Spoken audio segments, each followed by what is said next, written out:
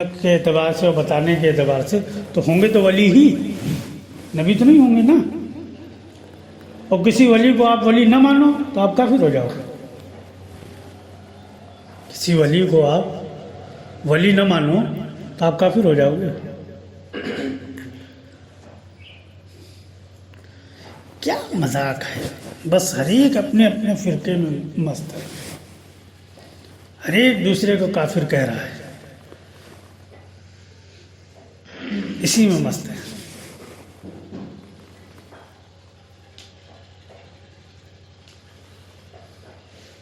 اسی میں مزہ آ رہا ہے۔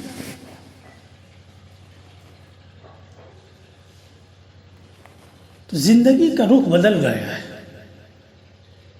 اللہ کی طرف نہیں فرقوں کی طرف رخ ہو گیا ہے، اور اللہ کا رخ بنانے کے لیے سب سے پہلے فرقوں سے توبہ کرنی پڑے گی، چاہے دیوبندی ہو چاہے بریلوی ہو، کہ ان کو کہتے ہیں یہ فرقے نہیں ہیں، سب سے بڑے فرقے تو یہی ہیں۔ جب تک فرقوں کی زنجیر کو نہیں توڑو گے اللہ نہیں سمجھ میں آئے گا، کیونکہ فرقے کی زنجیر ایسی ہے جو لوگوں کی بنائی ہوئی ہے، وہاں جو دین آپ کو دیا جائے گا وہ رب تک نہیں پہنچا سکتا، کیونکہ اس کی بنیاد لوگوں نے ڈالی ہے۔ اس کی بنیاد کس نے ڈالی ہے؟ لوگوں نے ڈالی ہے۔ لوگوں کو آپ پہچانیں گے، جس فرقے میں ہوں گے اس کے لوگوں کو آپ پہچانیں گے۔ اس لیے جس فرقے کی بھی اجلاس ہوتے ہیں، کانفرنس ہوتی ہیں، تو وہ اپنے جو گزر چکے دنیا سے اپنے پیروں کی تعریف پر آ کے رک جاتے ہیں۔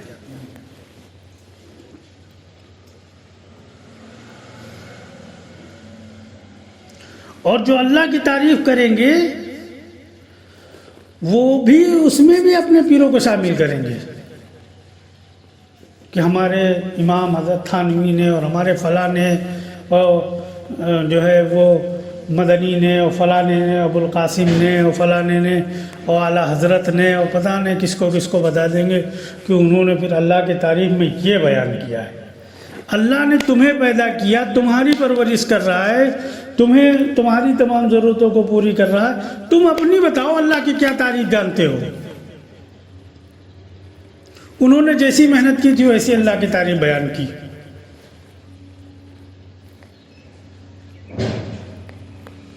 تم یہ کیوں بتا رہے ہو کہ فلاں امام نے اللہ کی یہ تعریف بیان کی، فلاں نے یہ؟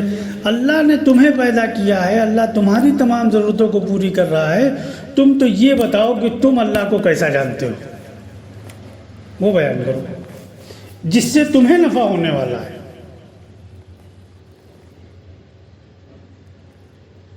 دوسرے کے جان لینے سے ہمیں کیا نفع ہو جائے گا؟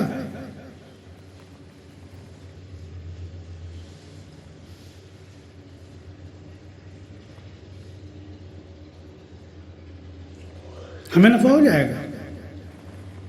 ہم یہ نہیں کہتے وہ جانتے تھے نہیں جانتے تھے، ہم نے ان کی کوئی زندگی دیکھی، لیکن اگر وہ جانتے تھے تو انہوں نے اپنی ذات سے محنت کی تھی، اس لیے وہ جانتے تھے رب کو۔ ان کا جان لینا ہمارے لیے کافی ہوگا۔ اور اگر وہ نہیں جانتے تھے تب تو بڑے خسارے کی بات ہے، کہ اسی خسارے میں ہم بھی جا رہے ہیں۔ جب سوال ہر ایک سے ہونا ہے تو ہر ایک کو تو پڑھنا پڑے گا، ہر ایک کو تو تیاری کرنی پڑے گی۔ ایسا تو کوئی رول نہیں کہ کلاس میں ایک بچہ پاس ہو جائے تو کلاس کے سارے بچے پاس کر دیے جائیں گے۔ عالم برزخ میں جیسے ہی یہ روح اس جسم سے نکال کر آخرت کے جسم میں ڈالی جائے گی، سب سے پہلا سوال انسان سے وہ رب کے پہچان کا ہونا ہے، اور ہر ایک کا ہونا ہے۔ وہاں کوئی یہ نہیں کہہ کے بچ جائے گا کہ امام مہدی آ کے جواب دیں گے۔ جب سوال ہم سے ہونا ہے، جواب ہم کو دینا ہے، پھر سیدھی بات ہے تیاری ہم کو کرنی ہے۔ لیکن وہ تیاری اگر انسان کر بھی رہا ہے تو اس میں بھی اس نے اپنے پیر بنا لیے ہیں. پرورش کا سوال ہونا ہے، اس کا جواب دینا ہے. ہر ایک کی اللہ بذات خود پرورش کر رہے ہیں، تو تیسرے کی ضرورت کہاں ہے اس میں؟ تیسرے کی ضرورت ہی نہیں.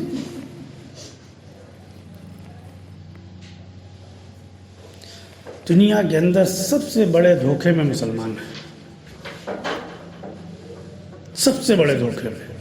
ہر قوم سے زیادہ اگر کوئی دھوکے میں زندگی گزارا تو وہ مسلمان ہے.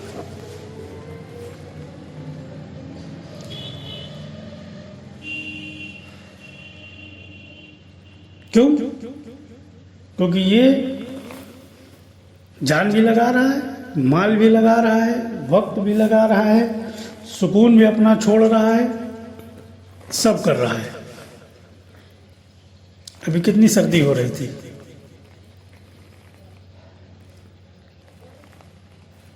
اب مسلمان کو تو یہ ہے کہ نہیں، فجر کی نماز تو اپنے ٹائم سے پڑھ لی، اور اٹھا جا نہیں رہا ہے، پانی چھوا نہیں جا رہا ہے.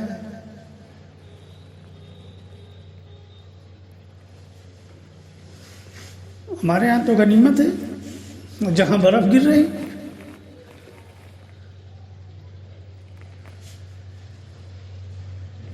وہاں کا پانی، لیکن نہیں، اٹھنا ہے.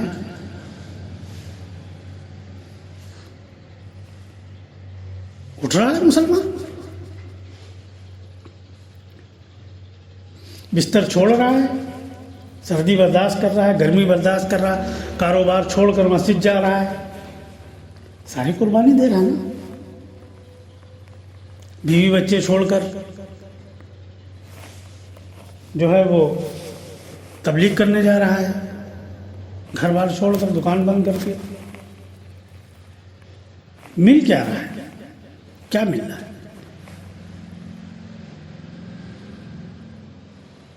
خالی بتانے کو رہ گیا کہ ایک بار سبحان اللہ کہنے کا اتنا ثواب، یہ عمل کر لو تو یہ ہو جائے گا، اور کر کے بھی تو نہیں ہو رہا ہے. کیوں نہیں ہو رہا ہے؟ اس پر غور نہیں کیا مسلمانوں نے. اس کی وجہ یہ ہے کہ اپنے دماغ سے اس نے کیا ہی نہیں. دوسرے کے بتانے سے کیا، دوسرے نے اس کے آگے بتا دیا، وہاں پھنسا ہے. پھر اس کے آگے بتا دیا جائے گا، وہاں پھنس جائے گا.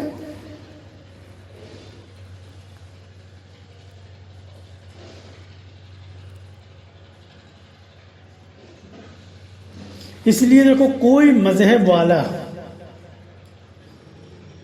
کوئی فرقے والا اس شخص کو قبول نہیں کرتا ہے جو سوال کرتا ہے. اس کی پہلی محنت اس بنیاد پر ہوتی ہے کہ سوال کرنے والے پیدا نہ ہوں، عمل کرنے والے پیدا ہوں. عمل سے مراد کیا ہے؟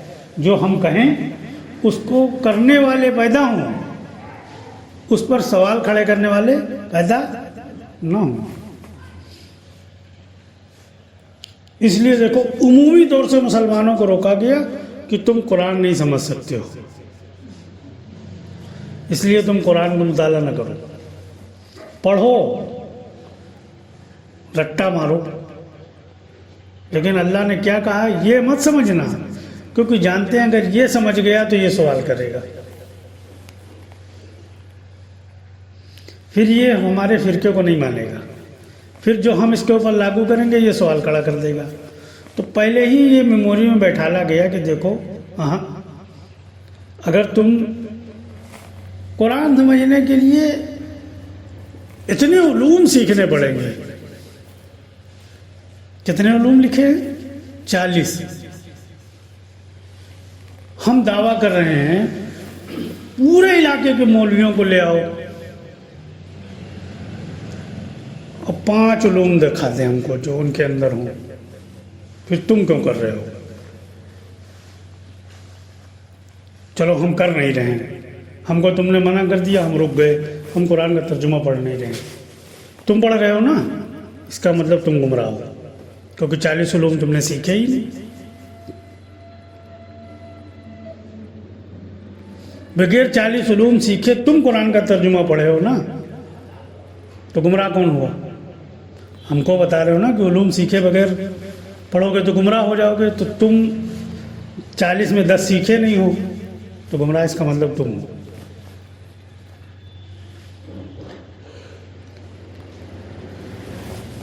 मुसलमान की कैद नहीं है, हर इंसान की ज़रूरत है कि वो अपने रब को पहचाने।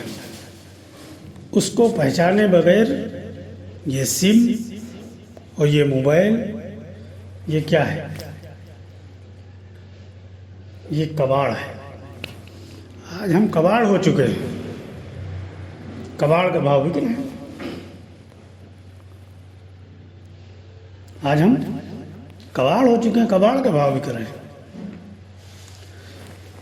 अभी 2 मामलात बड़े उरूज पर चल रहे हैं। एक ज्ञानवापी की मस्जिद का कुछ फैसला कोर्ट से आया है, वहाँ तहखाने में पूजा वूजा हो रही शायद, या हो रही या होगी, हाँ वो बहुत तहकीक नहीं है हमको, ऐसे कुछ है। हाँ इजाज़त दे दी है कि वो तहखाने में पूजा कर सकते हैं। उसके बाद वो सलमान अज़हरी साहब की गिरफ्तारी,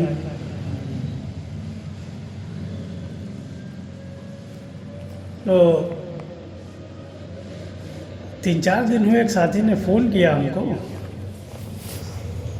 सुबह में, सलाम दुआ खैरियत खैर सल्ला। हमने कहा हाँ ठीक है बताइए। हम थोड़ा मशगूल थे तो हमने कहा जो बात करनी हो जल्दी से कर लीजिए।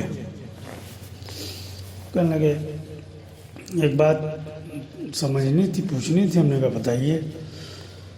तो कहने लगे चलो हम लोगों तो ये बात समझ में आती है कि हम लोगों की ज़िंदगी का रुख वो अल्लाह से नहीं जुड़ा है, इसलिए हमारे साथ गैबी मदद और नुसरत अल्लाह की नहीं हो रही है।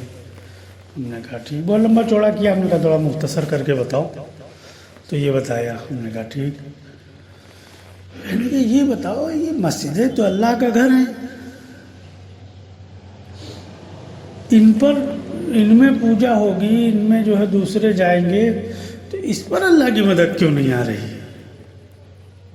तो हमने कहा सवाल तो बहुत अच्छा है तुम्हारा, लेकिन जवाब शायद हजम नहीं कर पाओगे। कहने लगे क्यों? हमने कहा यार इनको तुम अल्लाह का घर कहना कब छोड़ोगे? खुदा की कसम अगर ये अल्लाह का घर होते, किसी की हिम्मत नहीं थी अल्लाह के घर में की तरफ गलत निगाह डाल दे। अल्लाह को क्या समझ रहे हो?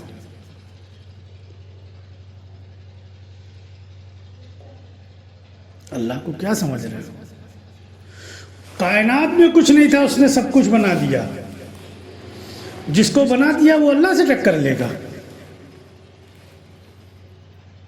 जिसको बनाया वो अल्लाह से मुकाबला करेगा। हमने कहा एक चीज़ तो ये समझो कि ये अल्लाह के घर नहीं है। कहने लगे फिर क्या है? हमने कहा ये फिरकों के अड्डे हैं।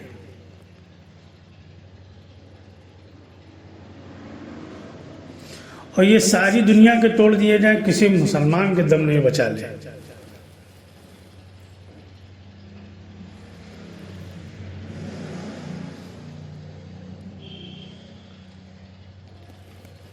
कहने फिरकों के अड्डे कैसे कह सकते हैं आप? हमने कहा अच्छा तुम्हारी मस्जिद में सलाम होता है? कहने लगे नहीं। हमने कहा कल फजर में हम पढ़ेंगे आके। कहने बवाल हो जाएगा। क्यों बवाल हो जाएगा? क्यों बवाल हो जाएगा? अल्लाह का घर है, हम कुछ करें आके? बवाल करने वालों की जागीर है, क्यों बवाल करेंगे? हम उनके घर पे पढ़ेंगे। हम आपके घर पे जाके आपकी मर्जी के खिलाफ काम करें, आप रोक दो। अल्लाह का घर है, आप होते कौन हो रोकने वाले? तो ये मसाजिद नहीं है, ये फिरकों के अपने अपने अड्डे हैं। हर एक ने अपने अपने अड्डे बनाए हैं। यहाँ देवबंदी जाएगा, यहाँ बरेलवी जाएगा, या सिया जाएगा, या फला जाएगा, या ढमकाना जाएगा।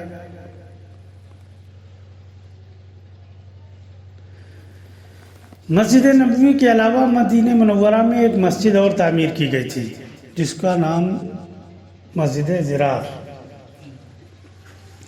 اللہ کے نبی کی اجازت سے تعمیر کی گئی تھی۔ اللہ کے نبی علیہ السلام کی اجازت سے بھی تعمیر کی گئی تھی، اور جب وہ تعمیر ہو رہی تھی تو تعمیر کرنے والوں کی نیت یہ تھی کہ اللہ کے نبی سے اس کا ادھاٹن کرایا جائے گا۔